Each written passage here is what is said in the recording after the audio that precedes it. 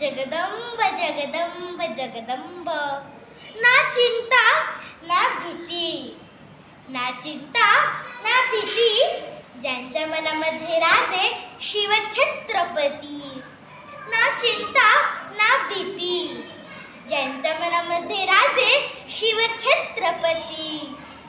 सन्माननीय व्यासपीठ, वंदनीय गुरुजन वर्ग, तसेच येथे उपस्थित माझ्या शिवभक्तांनो, आज मी येथे शिवजयंती निमित्त माझे, तुमचे, महाराष्ट्राचे आणि संपूर्ण जगाचे दैवत छत्रपती शिवाजी महाराज, होय, आज त्यांची यशोगाथा सांगण्यास मी उभी आहे. 19 फेब्रुवारी 1630 हा सोन्याचा दिवस. अशा मंगलक्षणी महाराष्ट्रातील पुणे जिल्ह्यातील एका सिंहाचा जन्म झाला. तो सिंह म्हणजे छत्रपती शिवाजीराजे भोसले. होय, ते शहाजीराजे भोसले व जिजाऊचे पुत्र. शिवराय लहानपणापासून अत्यंत हुशार आणि कुशाग्र बुद्धीचे होते. त्यांना माता जिजाऊंकडून उत्तम संस्कार व शिकवण मिळाली, तर वडील शहाजीराजांकडून शौर्याचा वारसा मिळाला. दादोजी कोंडदेवांनी त्यांना युद्ध कौशल्य व नीतिशास्त्र शिकवले. माता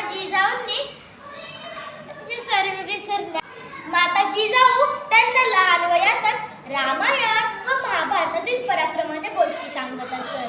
म्हणून शिवरायांच्या अंगी पराक्रम, प्रजादक्षता हे गुण आले. छत्रपती शिवाजी महाराजांनी जीवाला जीव देणाऱ्या मावळ्यांसोबत रायरेश्वराच्या मंदिरात जाऊन गुलामगिरी नष्ट करून संपूर्ण स्वराज्य स्थापन करण्याची शपथ घेतली. त्यावेळी सर्वत्र गुलामगिरी होती.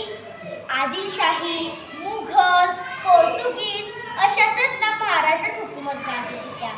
तरी शिवरायांनी चाणाक्ष बुद्धीने आणि मावळ्यांच्या मदतीने अनेक किल्ले जिंकले आणि शत्रूला पराभूत केले. माता जिजाऊंनी पाहिलेले हिंदवी स्वराज्याचे स्वप्न त्यांनी सत्यात उतरवले. 6 जून 1674 रोजी आपल्या राजांचा राज्याभिषेक करण्यात आला. रयतेला न्यायप्रिय असा राजा मिळाला. 3 एप्रिल 1680 मध्ये आपल्या राजांची प्राणज्योत मावळली. अशा शिवरायांच्या राज्यात आपण जन्मलो हे आपले भाग्य आहे.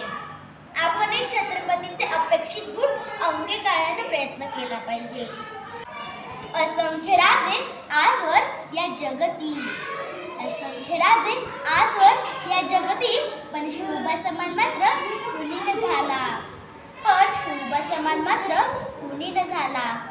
गर्व ज्याचा असे या महाराष्ट्राला, गर्व ज्याचा असे या महाराष्ट्राला, एकचित राजा शिवबा झाला, एकचित राजा शिवबा झाला. जय भवानी, जय शिवराय.